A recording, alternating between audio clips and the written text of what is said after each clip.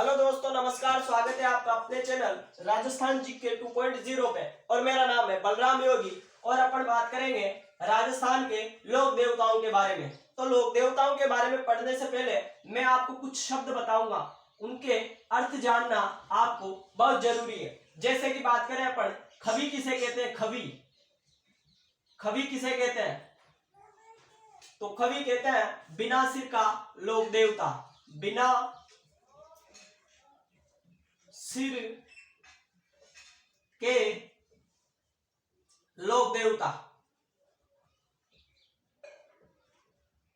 मैंने खवी का अर्थ बताया आपको, बिना सिर के लोक देवता। बात करें अपन बायासा की। बायासा किसे कहते हैं? बायासा बायासा का अर्थ होता है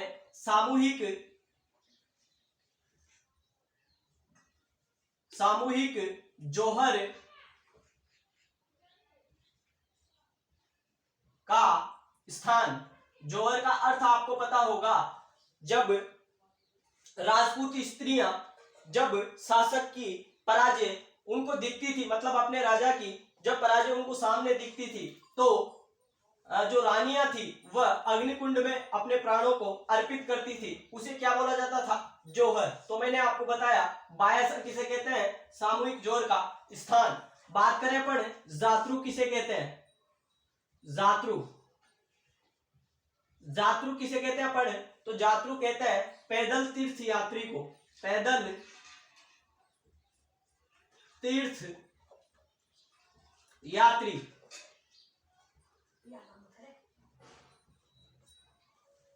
पर्चा देना किसे कहते हैं? पर्चा देना किसे कहते हैं? पर्चा देना आपको पता होगा, रामदेव जी के द्वारा पर्चा दिया गया था। तो वैसे पर्चा देना किसे कहते हैं? तो पर्चा देना कहते हैं देवता का, लोक देवता का चमत्कार।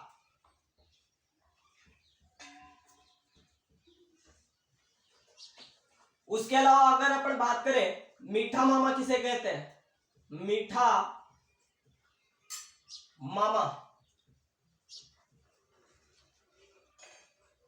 मीठा मामा किसे कहते हैं? तो ऐसे लोक देवता जिनको लापसी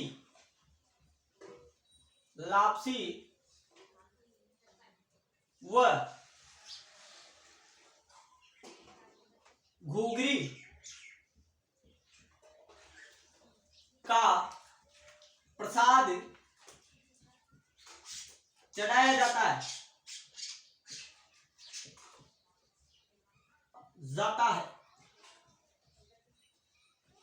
मैंने आपको बताया मीठा मामा किसे कहते हैं? ऐसे लोक देवता जिनको लापसी व घूघरी का प्रसाद चढ़ाया जाता है, उसको क्या बोला जाता है? उसको बोला जाता है मीठा मामा। उसके अलावा अगर अपन बात करें खारा मामा की, खारा मामा, तो खारा मामा किसे कहते हैं अपन? ऐसे लोक देवता जिनको मांस व शराब का प्रसाद चढ़ाया जाता है।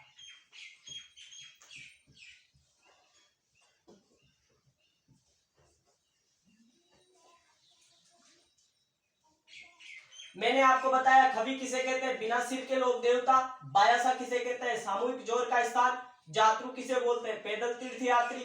पर्चा देना किसे बोलते हैं? देवता का चमत्कार। उसके अलावा बताया मैंने आपको मीठा मामा किसे कहते हैं? ऐसे लोक देवता जिनको लापसी और घूघरी का प्रसाद चढ़ाया जाता है, उसको मीठा मामा बोला जाता है। और ऐसे लोक देवता जिनको मांस व शराब का चरणामृत दिया जाता है, उसे बोला जाता है खारा मामा। ये बात बताई मैंने आपको। अब इसके पश्चात अपन बात करेंगे राजस्थान के जो पंचपीर है उनके बारे में। राजस्थान के जो पंचपीर है उनके बारे में।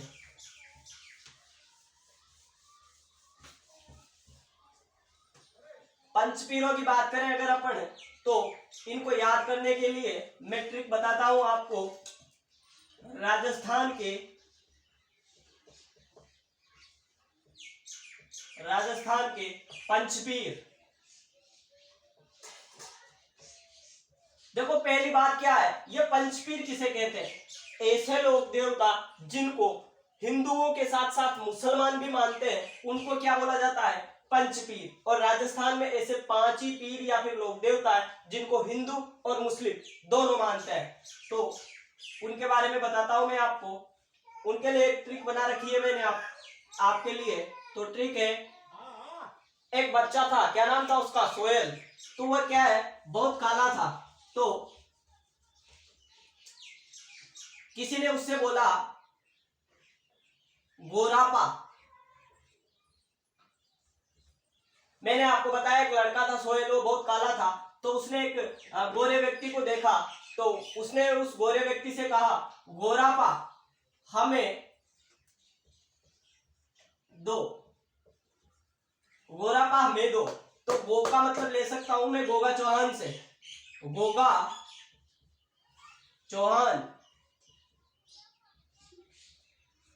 मैंने आपको बताया गोरापा हमें दो, ये क्या बताया मैंने आपको? ट्रिक। और गो का मतलब बताया आपको गोगा चौहान। रा से मैं रामदेव जी ले सकता हूं, रामदेव जी।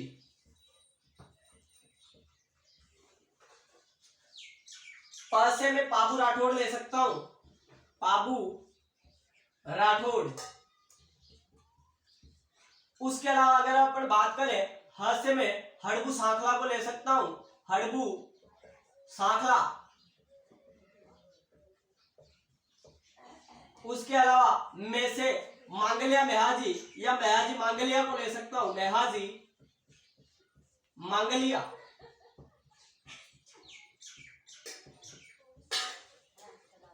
मैंने आपको बताया राजस्थान के पंचपीर, इनके लिए ट्रिक बनाई गोरापा हमें दो।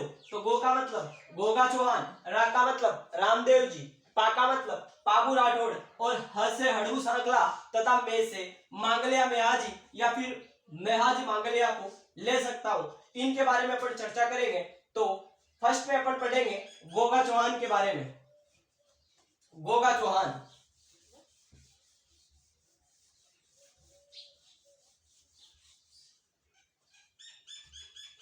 गोगा चौहान, गोगा चौहान। तो अगर इनके जन्म की बात करें, जन्म हुआ इनका 946 में, और हुआ कहां पे? ददरेवा। और ये ददरेवा कहां पे है? चूरू जिले में। मैंने आपको बताया जो गोगा चौहान है, इनका जन्म हुआ 946 ईस्वी में, और कहां पे हुआ? ददरेवा, चूरू में। पिता की बात करें अगर अपन, पिता, तो पिता का नाम था जेवर। क्या बताया मैंने आपको? पिता का नाम जेवर। माता की अगर बात करें तो माता का नाम था बाछलदे। मैंने आपको बताया गोगा चौहान का जन्म, इनके पिता, इनकी माता। और बात करें अपन इनकी पत्नी की, पत्नी का नाम था केलमदे या केलमदे। और ये कहां की रहने वाली थी? तो ये थी कोलूमंड जोधपुर की, कोलूमंड जोधपुर। और अगर अपन बात करें इनके गुरु के नाम की, तो गुरु का नाम था गोरखनाथ, गोरखनाथ।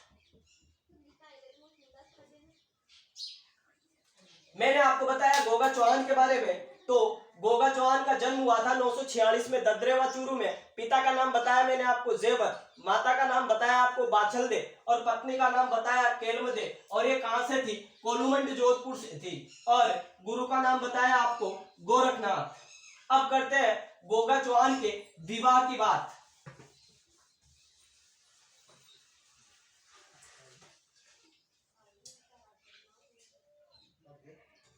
तो बात करें अपन ददरेवा, ददरेवा कहां पे बताया मैंने आपको? चूरू में। तो ददरेवा चूरू के थे गोगा चौहान, गोगा चौहान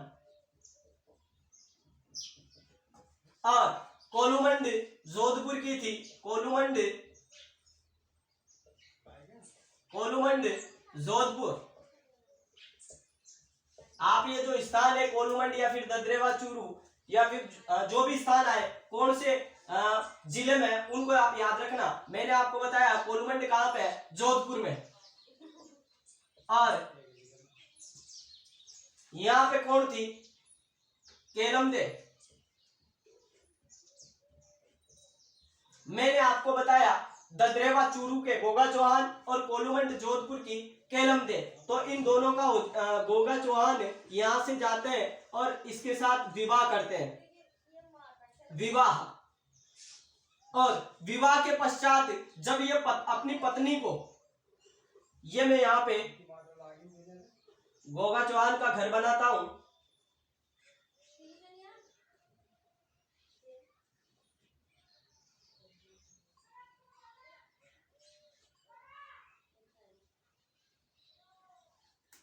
ये बनाया मैंने आपको गोगा चौहान का घर।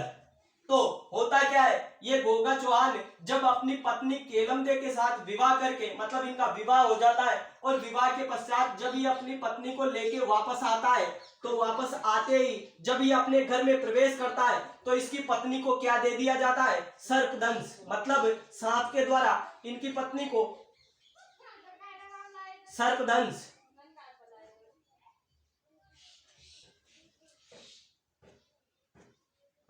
मैंने आपको बताया क्या, जब गोगा चौहान केलमदे के साथ विवाह करके वापस अपने घर पे आते हैं तो घर में प्रवेश करने से पहले ही क्या है, इनकी पत्नी को सर्पदंश दे दिया जाता है। और गोगा चौहान इस बात की, इस समय क्या करता है, ये गोगा चौहान प्रतिज्ञा करता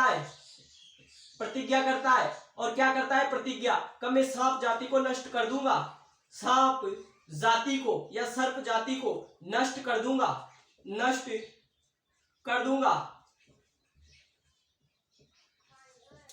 मैंने आपको बताया जब गोगा चौहान केलमदे के साथ विवाह करके अपने घर में प्रवेश करने वाले ही थे, इनकी पत्नी को सर्पदंश दे दिया गया।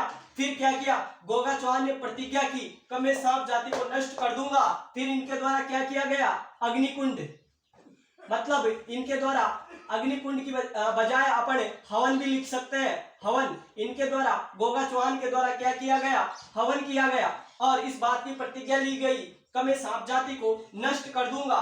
तो फिर क्या होता है, इस हवन के समय क्या है, सर्प देवता प्रकट होते हैं, सर्प देवता प्रकट हुए। मैंने आपको बताया जब इनके द्वारा यज्ञ किया गया उस समय क्या किया गया, सर्प देवता प्रकट हुए और इनकी पत्नी को जो सर्पदंश दिया गया था, वह सर्पदंश जब इनकी पत्नी को दिया गया तो जब सर्प देवता प्रकट हुए तब उन्होंने इनकी पत्नी केलमदे को, यहां पे लिखूंगा केलमदे, यहां पे लिखूं मैं केलमदे, तो इस केलमदे को वापस क्या कर दिया गया, जीवित कर दिया गया। मैंने आपको बताया अब तक ददरेवा चूरू के बताए मैंने आपको गोगा चौहान, इधर कोलुमंड जोधपुर की बताई मैंने आपको केलमदे। गोगा चौहान केलमदे के साथ विवाह करके जब अपने घर पर आते हैं तो घर में प्रवेश करने से पहले ही सर्प मतलब इनकी पत्नी को सर्प के द्वारा दंश दे दिया जाता है और इनकी यह जो पत्नी थी केलमदे, इनकी हो जाती है मृत्यु। फिर उसके बाद में क्या होता है, ये गोगा चौहान प्रतिज्ञा करता है कि मैं सांप जाति को नष्ट कर दूंगा और उसके बाद में हवन किया जाता है। हवन के समय सर्प देवता प्रकट हुए और इनकी पत्नी को वापस जीवित कर दिया। इसी कारण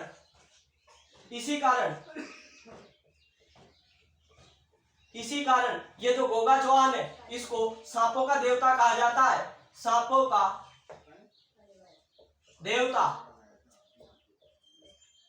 मैंने आपको बताया जो ददरेवा चूरू के गोगा चौहान थे, ये कोलुमंड या जोधपुर की जो केलमदे थी इसके साथ विवाह करके जब अपने घर पर आते हैं तो घर में प्रवेश करने से पहले इनकी पत्नी केलमदे को सर्पदंश दे दिया जाता है और इनकी पत्नी की हो जाती है मृत्यु। फिर इनके द्वारा इस समय प्रतिज्ञा ली जाती है कि मैं सांप जाति को नष्ट कर दूंगा। फिर इनके द्वारा हवन किया गया और हवन के समय सर्प देवता प्रकट हुए और इन्होंने जो गोगा चौहान की पत्नी थी केलमदे, इसको वापस क्या कर दिया, जीवित। तभी से इस गोगा चौहान को क्या बोला जाता है, सांपों का देवता। ये बात बताई मैंने आपको गोगा चौहान के बारे में। इससे आगे की चर्चा करते हैं।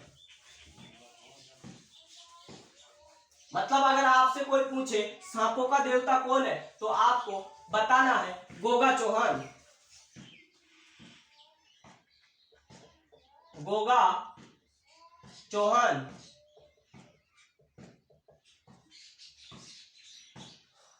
आपको पता होगा सोमनाथ मंदिर, सोमनाथ मंदिर के बारे में आपने सुना होगा। कहां पे है सोमनाथ मंदिर, कहां पे है सोमनाथ मंदिर, ये कहां पे, गुजरात में। सोमनाथ मंदिर कहां पे बताया मैंने आपको, गुजरात में। इधर हमारे चूरू के जो थे उनका नाम बताया आपको गोगा चौहान। कहां के थे, ददरेवा चूरू के, ददरेवा चूरू, यहां के थे गोगा चौहान। गोगा चौहान मैंने आपको बताया ददरेवा चूरू के कौन बताए, गोगा चौहान। इधर सोमनाथ मंदिर बताया जो कहां पे है, गुजरात में। उसके अलावा आपने सुना होगा गजनी का नाम, गजनी,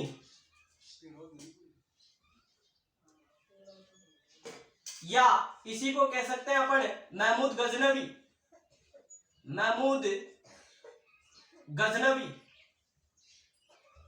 यहां से मैं हटा देता हूं इसको, महमूद गजनवी। मैंने आपको बताया इधर ददरेवा चूरू के बताए गोगा चौहान, और यहाँ पे बताया सोमनाथ मंदिर जो कहां पे है, गुजरात में। उसके अलावा बताया मैंने आपको महमूद गजनवी। तो होता क्या है, अब सुनो आप। महमूद गजनवी के द्वारा क्या है, इस सोमनाथ मंदिर को लूट लिया गया। क्या कर लिया गया, लूट लिया गया। इसके द्वारा इस सोमनाथ मंदिर को लूट लिया गया। मैंने क्या बताया आपको, इस बात कब की है, समकालीन इस महमूद गजनवी की बात कर रहा हूं मैं। इस समय जब इस महमूद गजनवी के द्वारा जब सोमनाथ मंदिर मतलब गुजरात वाले मंदिर को लूटा गया था, उस समय हमारे यहाँ चूरू के थे कौन, गोगा चौहान। तो मतलब महमूद गजनवी जो है वो समकालीन किसके है, गोगा चौहान के। तो मैंने आपको बताया महमूद गजनवी के द्वारा इस सोमनाथ मंदिर की अथाह धन संपदा को लूट लिया गया था। और लूट के पश्चात जब ये सारे माल को, यानी जो भी धन संपदा थी उसको जब ये अपने जो भी ले जाने के साधन थे उनमें ढोकर ले जा रहा था, तो उस समय क्या होता है, ये जो धन ले जा रहा था तो मतलब इसके पास साधनों की कमी थी। तो इस महमूद गजनवी ने क्या किया, इस गोगा चौहान के पास में एक गाय थी, गाय ये जो गाय थी, ये गाय इसके द्वारा चुरा ली जाती है। मैंने आपको बताया महमूद गजनवी के द्वारा सोमनाथ मंदिर को लूटा गया, और लूट का माल जब ये ले जा रहे थे तो इसके पास साधन की कमी थी। इसी कारण इस महमूद गजनवी के द्वारा क्या है, इस गोगा चौहान की गाय चुरा ली गई। किसकी गाय चुरा ली, गोगा चौहान की गाय चुरा ली। किसने, महमूद गजनवी ने। इससे आगे की बात बताता हूं मैं आपको। इसके द्वारा गाय चुराने के पश्चात क्या हुआ, एक तरफ बात करें अपन ददरेवा कहां पे है, चूरू में। और चूरू के कौन थे, गोगा चौहान। और इधर बात करें अपन महमूद गजनवी की।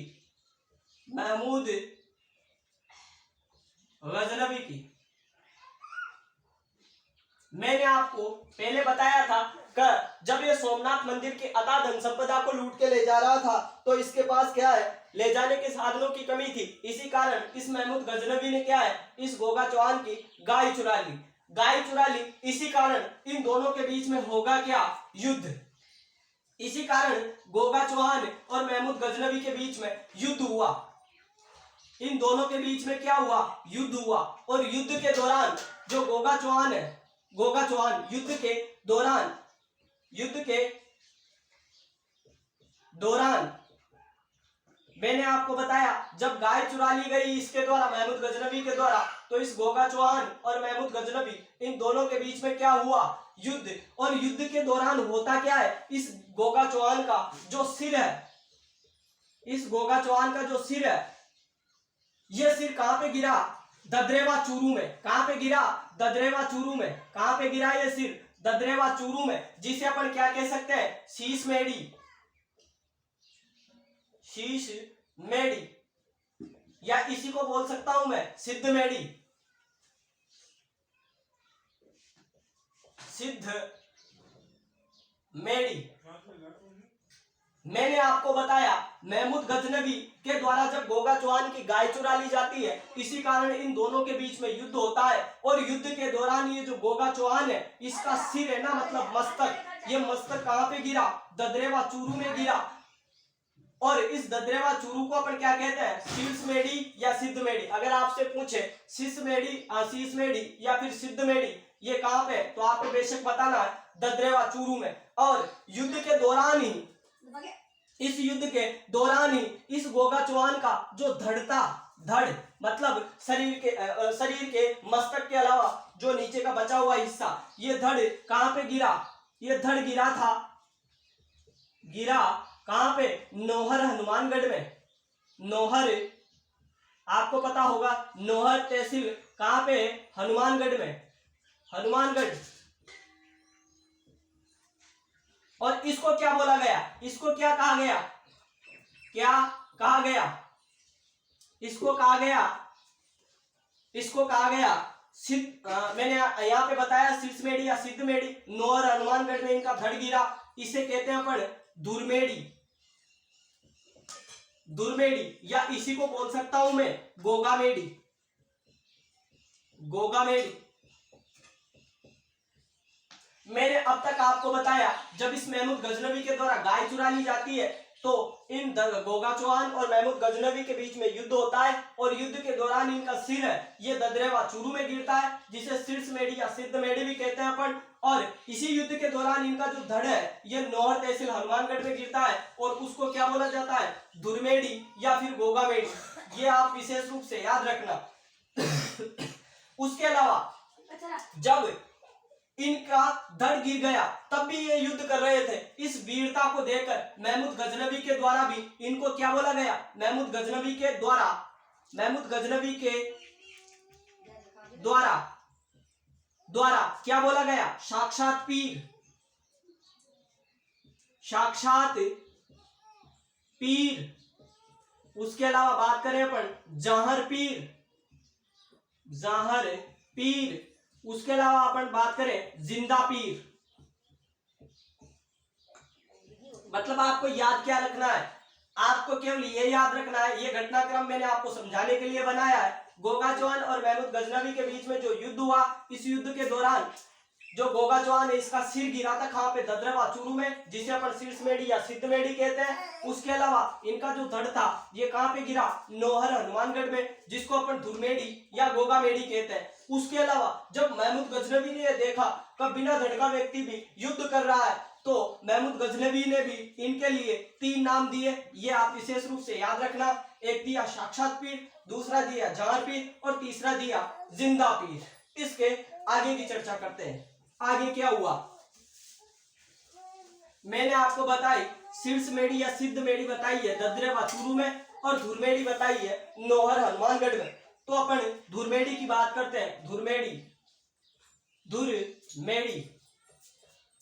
बताई मैंने आपको नौहर, और ये नौहर तहसील है कहां पे, हनुमानगढ़ में, हनुमानगढ़।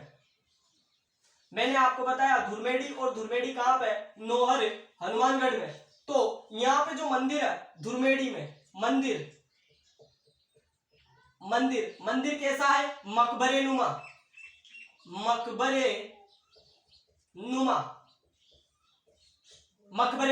और इस मंदिर के अगर निर्माण की बात करें, निर्माण इसका करवाया था FT तुगलक ने, मतलब फिरोज शाह तुगलक ने। फिरोज शाह तुगलक जो तुगलक वंश का था, तुगलक मैंने आपको बताया जो धुरमेड़ी या फिर नौहर हनुमानगढ़ में जो मंदिर है वह कैसा है, मकबरे नुमा है। अगर आपसे पूछे मकबरे नुमा मंदिर कौन से लोग देवता का है, या इसको मैं मस्जिद भी कह सकता हूँ, तो आपको बेशक बताना है गोगा चौहान। तो मकबरे नुमा जो मंदिर है या मंदिर है या मकबरा है, इसका जो निर्माण था ये किसने करवाया, फिरोज शाह तुगलक ने करवाया था। और इस मंदिर के प्रवेश द्वार पर क्या लिखा हुआ है, प्रवेश द्वार पर क्या लिखा हुआ है, बिस्मिल्लाह लिखा हुआ है, बिस्मिल्लाह। इस पे क्या लिखा हुआ है, बिस्मिल्लाह, बिस्मिल्लाह। मैंने आपको बताया इनका मंदिर धुरमेड़ी जो नौहर हनुमानगढ़ में है, इस मंदिर का निर्माण फिरोज शाह तुगलक के द्वारा करवाया गया। और मंदिर के प्रवेश द्वार पर क्या लिखा हुआ है, बिस्मिल्लाह शब्द लिखा हुआ है। और बात करें अपन मंदिर में जो पुजारी है, वो पुजारी दो होते हैं। 6 महीने रहता है हिंदू जाति का पुजारी और 6 महीने रहेगा मुस्लिम जाति का पुजारी। मुस्लिम मतलब 6 माह तक हिंदू जाति का पुजारी रहता है, उसके अलावा 6 माह तक मुस्लिम जाति का पुजारी रहता है। उसके अलावा अगर अपन बात करें तो इनके मंदिर का पुनर्निर्माण या वर्तमान स्वरूप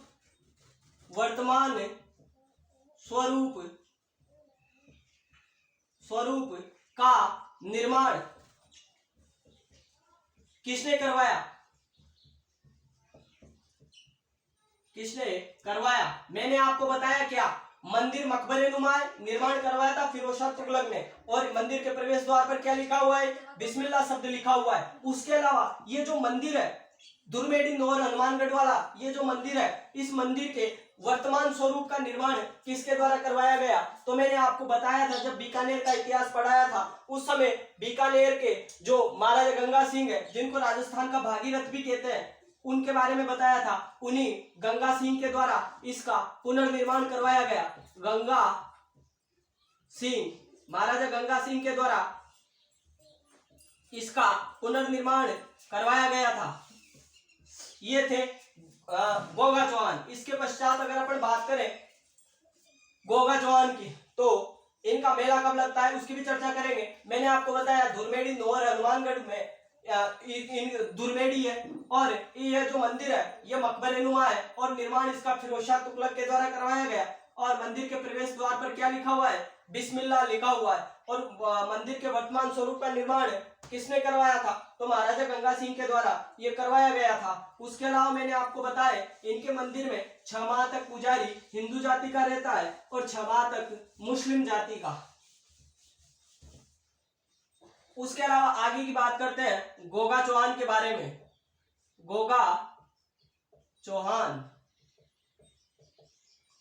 बात करें इनके मेले की, तो इनका मेला लगता है गोगा नवमी।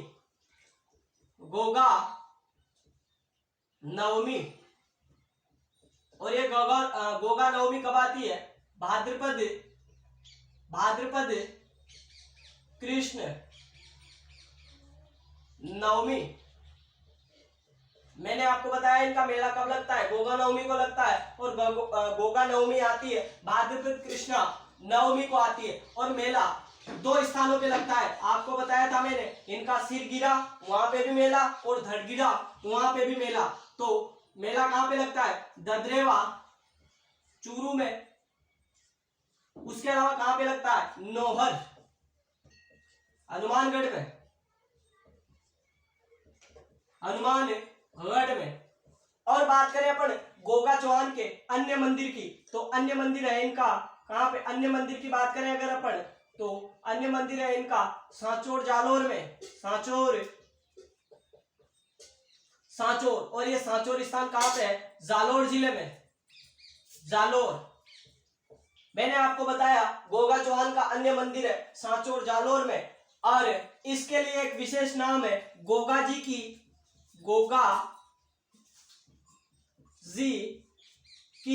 ओलड़ी। अगर आपसे पूछे गोगा जी की ओलड़ी कहां पे, तो आपको बताना है सांचौर जालोर में। इसको क्या बोला जाता है, सांचौर जालोर वाले मंदिर को गोगा जी की ओलड़ी। अगर अपन बात करें इनके थान की बात करें, गोगा चौहान के थान की बात करें तो थान होता है खेजड़ी वृक्ष के नीचे, खेजड़ी वृक्ष के नीचे। मैंने आपको बताया जो गोगा चौहान का थान होता है, थान को अपन बडेर भी कह सकते हैं, ये कहाँ पे होता है? खेजड़ी वृक्ष के नीचे होता है। उसके अलावा अपन बात करें, किसान जब खेती का काम करता है तो अपने हल के एक राखी बांधता है, हल के एक राखी बांधी जाती है, हल की क्या बांधी जाती है? एक राखी बांधी जाती है, और उस राखी को क्या कहते हैं? गोगा राखड़ी, गोगा राखड़ी।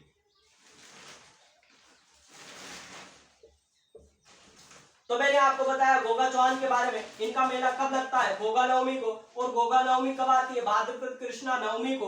और मेला दो जगह पे लगता है, एक तो लगता है ददरेवा चूरू में और दूसरा लगता है नौहर तहसील हनुमानगढ़ में। उसके अलावा इस गोगा चौहान का एक अन्य मंदिर है जो कहाँ पे है? सांचौर जालौर में, और इसको क्या बोला जाता है? गोगा की ओलड़ी या फिर गोगा जी की ओलड़ी। और फिर मैंने आपको बताया जो गोगा चौहान का थान या फिर बडेर होता है ये खेजड़ी वृक्ष के नीचे होता है। उसके अलावा किसान हल चलाने से पहले क्या करता है? अपने हल को एक राखी बांधता है, और उस राखी को भी अपन क्या कहते हैं? गोगा राखड़ी। ये थे गोगा चौहान। इसके पश्चात अपन पढ़ेंगे रामदेव जी के बारे में।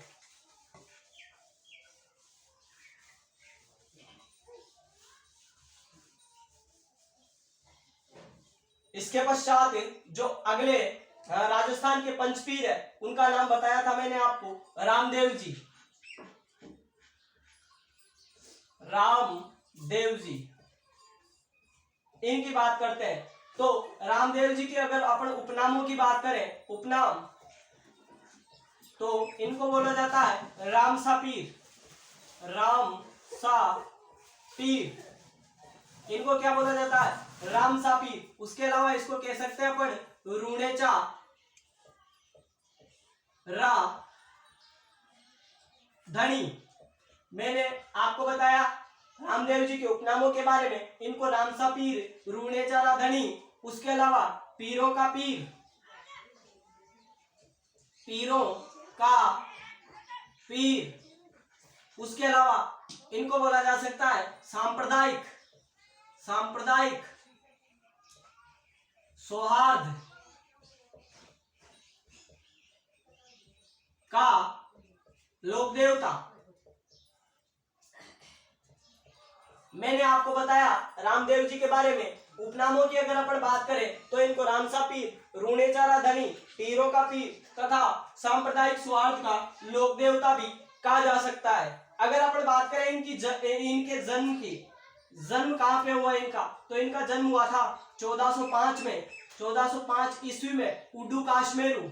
आपने सुना होगा उडू काश्मेरू या उडू काश्मीर, उडू काश्मेरू या उडू काश्मीर। ये कहाँ पे है? शिव तहसील है, शिव तहसील।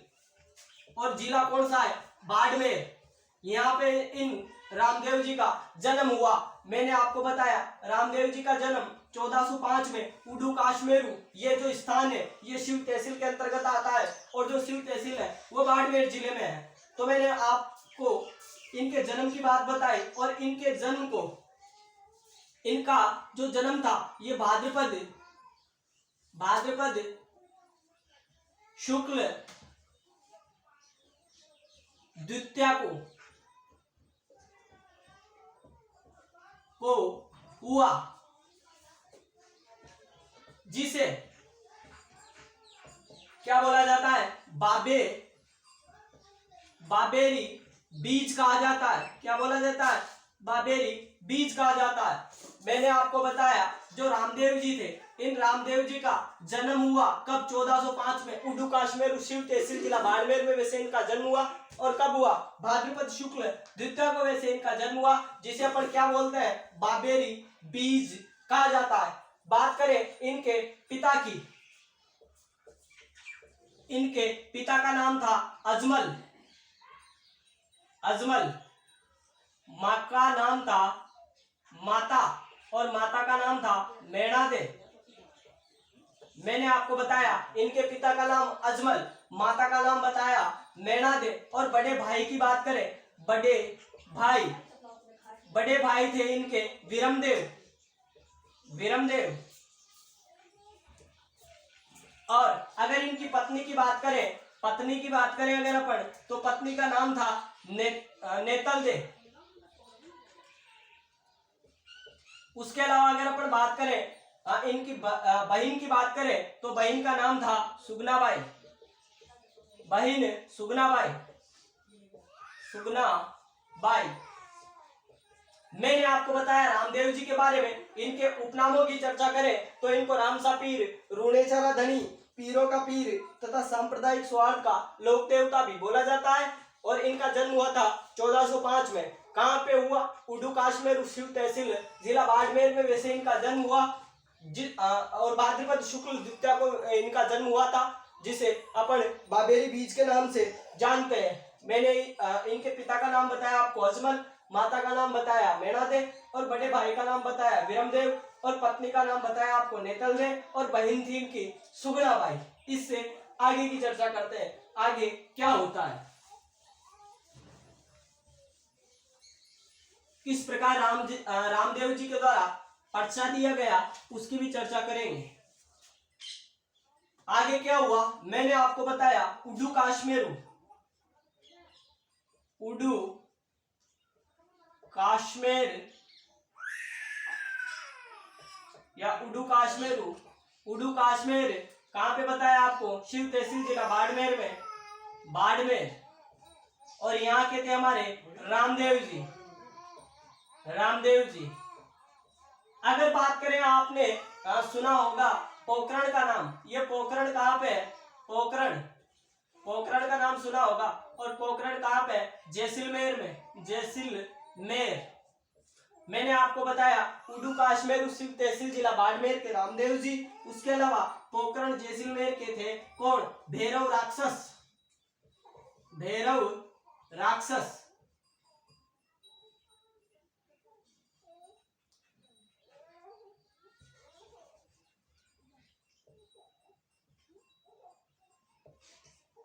मैंने आपको बताया उडू काश्मीरू शिव तहसील जिला बाड़मेर के रामदेव जी।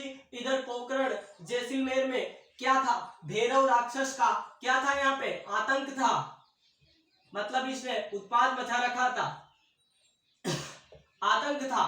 तो ये रामदेव जी यहाँ से आते हैं, कहां से? उडू काश्मीरू शिव तहसील जिला बाड़मेर से। और कहां पे आ गए? पोखरण जैसलमेर में। और इन्होंने भैरव राक्षस का मामला कर दिया हमेशा के लिए सेट, मतलब इनको मार दिया। फिर आगे क्या होता है? ये वापस कहां पे आ जाते हैं? अपने मतलब गांव उडू काश्मीरू में वापस आ जाते। और यहाँ पोखरण जैसलमेर में एक लड़की थी, लड़की का नाम था डालीबाई। लड़की कौन सी थी? डालीबाई। और ये कौन सी जाति की थी? तो मेघवाल जाति की थी। मेघवाल, मेघवाल जाति। मैंने आपको बताया अब तक रामदेव जी उडू काश्मीरू शिव तहसील जिला बाड़मेर से आते हैं, पोखरण जैसलमेर में भैरव राक्षस का मामला सेट करके कहां पे चले जाते हैं? वापस उडू काश्मीरू वापस चले जाते हैं। और यहाँ पे एक लड़की बताई मैंने आपको डालीबाई, जो कौन सी जाति की थी? मेघवाल जाति की थी। तो ये कहाँ पे जाती है डालीबाई? रामदेव जी के पास में जाती है। और क्या कहती है, क्या बोलती है? ये का जाति को लेकर मेरे साथ क्या है? भेदभाव किया जाता है। जाति को लेकर मेरे साथ भेदभाव किया जाता है। भेदभाव, भेदभाव किया जाता है। मैंने आपको बताया का जो डालीबाई है ये पोखरण जैसलमेर से रवाना हुई, मेघवाल जाति की थी। और कहां पे चली जाती है? रामदेव जी के पास में। और रामदेव जी से बोलती है कि आप जाति को लेकर मेरे साथ भेदभाव किया जाता है। तो ये रामदेव जी करते क्या है? इस डालीबाई को अपनी बहन बना लेते हैं। इस डालीबाई को अपनी धर्म बहन बनाते हैं, धर्म बहन। मैंने आपको बताया रामदेव जी उडू काश्मीरू से आए, भैरव राक्षस का मामला सेट किया और वापस कहां पे चले गए? अपने गांव उडू काश्मीरू। फिर यहाँ पे एक लड़की थी डालीबाई जो मेघवाल जाति की थी, ये रामदेव जी के पास जाती है और ऐसा कहती है कि साहब जाति को लेकर मेरे साथ भेदभाव किया जाता है। तो फिर रामदेव जी के द्वारा इसी डालीबाई को अपनी धर्म बहन बना लिया जाता है। उस रामदेव जी के द्वारा मतलब ये जो डालीबाई है इसको अपनी धर्म बहन बना लिया जाता है। और रामदेव जी के द्वारा क्या किया गया, रुणेचा, रामदेव जी के द्वारा रुणेचा बसाया गया। मैंने आपको बताया ये डालीबाई को अपनी धर्म बहन बनाते हैं और क्या बसाते हैं, रुणेचा बसाते हैं। इससे आगे की बात करते हैं। रामदेव जी के द्वारा रुणेचा बसाया गया और डालीबाई को अपनी धर्म बहन भी बनाया गया। इसके आगे क्या हुआ तो मैं बताऊं आपको, उडू काश्मेरू यहाँ के थे हमारे कौन, रामदेव जी। उडू काश्मेरू बाढ़ के थे रामदेव जी। और जब मतलब रामदेव जी की जो मतलब प्रसिद्धि या फिर ख्याति थी ये दूर दूर तक फैली, तो क्या हुआ, मक्का मदीना, आपने सुना होगा मक्का मदीना का नाम, मक्का मदीना आपने सुना होगा मक्का मदीना का नाम। तो मक्का मदीना से क्या हुआ, 5 पीर आए क्या, परीक्षा लेने, किसकी, रामदेव जी की। मैंने आपको बताया मक्का मदीना से 5 पीर आए और क्या लेने आए, रामदेव जी की परीक्षा लेने आए। और रामदेव जी से क्या बोला कि साहब हम भोजन करेंगे। तो रामदेव जी ने बोला कहा बेशक भोजन करो आप, लेकिन इन 5 पीरों के द्वारा क्या बोला गया कि हम हमारे बर्तनों में ही भोजन करेंगे, किसी और के बर्तनों में हम भोजन नहीं कर सकते या नहीं करेंगे। तो फिर रामदेव जी के द्वारा क्या है, मतलब रामदेव जी के द्वारा देव शक्ति से ये जो 5 पीर है इनके बर्तन मंगवा लिए जाते हैं। तभी से रामदेव जी को पीरों का पीर कहा जाने लगा, पीरों का पीर या फिर रामसा पीर कहा जाने लगा। मैंने आपको बताया मक्का मदीना से 5 पीर आए, क्या लेने आए, रामदेव जी की परीक्षा। रामदेव जी से इन 5 पीरों ने कहा कि साहब हम भोजन करेंगे। तो रामदेव जी ने कहा बेशक आप भोजन करो, लेकिन इन पीरों के द्वारा क्या बोला गया कि हम जो भोजन करेंगे हमारे पात्रों में या फिर हमारे बर्तनों में ही करेंगे। फिर रामदेव जी के द्वारा देव शक्ति से वो बर्तन मंगवा लिए जाते हैं और इन 5 पीरों को भोजन करवाया जाता है। तभी से रामदेव जी को क्या बोला जाता है, पीरों का पीर, उसके अलावा रामसा पीर। इसके आगे की बात करते हैं।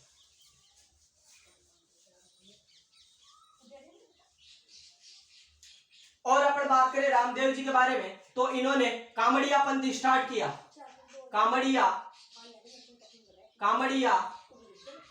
पंथ शुरू किया। रामदेव जी ने क्या किया, कामड़िया पंथ शुरू किया। और बात करें ये कामड़िया पंथ शुरू किया गया इनके द्वारा। और कामड़िया पंथ के अलावा इन्होंने क्या किया, कामड़िया पंथ शुरू किया गया कामड़ जाति की महिलाओं के द्वारा, कामड़ जाति की महिलाओं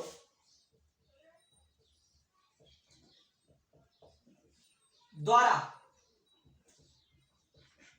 मैंने आपको बताया रामदेव जी के द्वारा कामड़िया पंथ शुरू किया गया कामड़ जाति की महिलाओं के द्वारा। 13 ताली नृत्य किया जाता है जो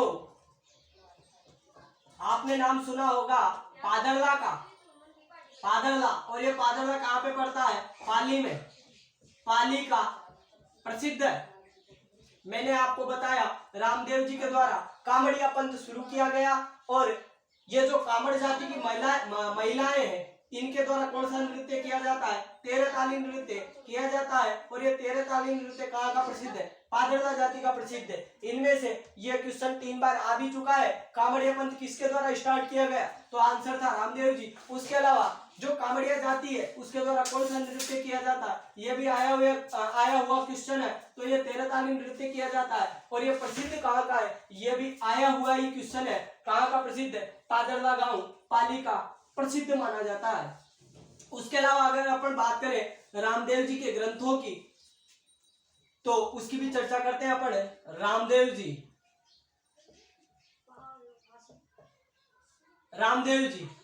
के बारे में मैं बात बताऊं तो इनके द्वारा एक ग्रंथ लिखा गया, और ग्रंथ की बात करें अपन तो ग्रंथ का नाम था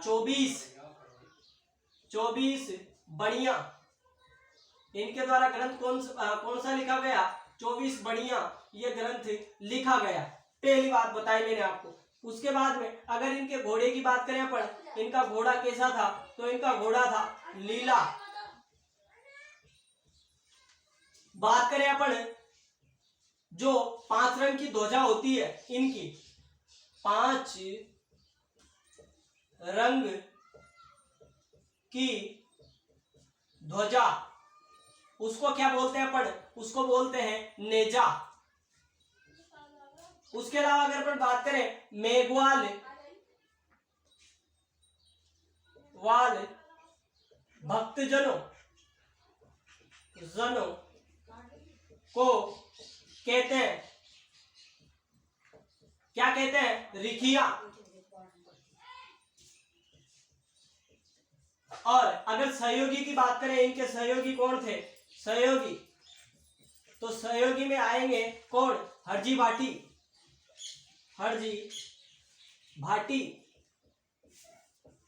मैंने आपको बताया ग्रंथ 24 बढ़िया लिखा गया, घोड़ा है इनका लीला, 5 रंगों की ध्वजा को नेजा कहते हैं, मेघवाल भक्तजनों को रिखिया कहते हैं।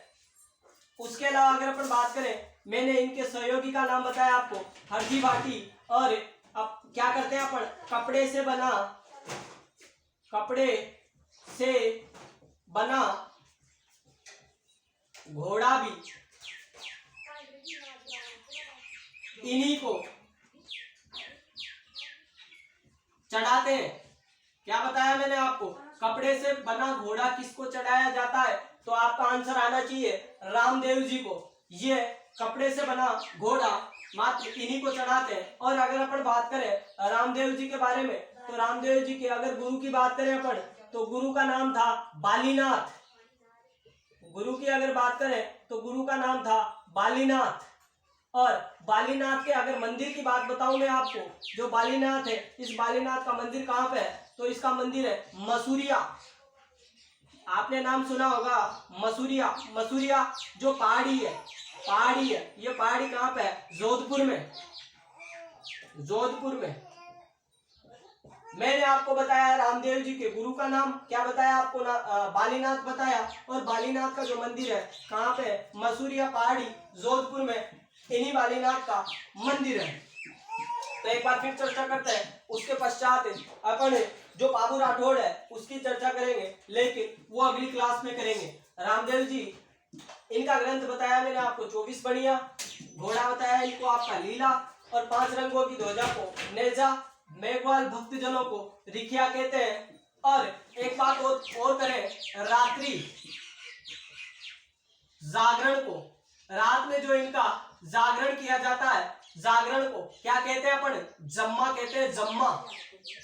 मैंने आपको बताया रामदेव जी का जो ग्रंथ है कौन सा है, 24 बढ़िया है, घोड़ा है इनका लीला, 5 रंगों की ध्वजा को अपन नेजा कहते हैं, मेघवाल भक्त जनों को रिखिया कहते हैं, सहयोगी बताया मैंने आपको हरजी भाटी, और कपड़े से बना घोड़ा भी इन्हीं को चढ़ाते हैं अपन। इनके गुरु का नाम बताया मैंने आपको बालीनाथ, और बालीनाथ का मंदिर बताया आपको मसूरिया पहाड़ी जोधपुर में। उसके अलावा मैंने आपको बताया रात्रि के समय में जब इनका जागरण किया जाता है तो उसको अपन क्या बोलते हैं, जम्मा कहते हैं। इसके पश्चात अपन बात करेंगे बाबू राठौड़ के बारे में, लेकिन उनकी चर्चा करेंगे अपन अगली क्लास में। अभी के लिए इतना ही, धन्यवाद, आपका दिन शुभ हो।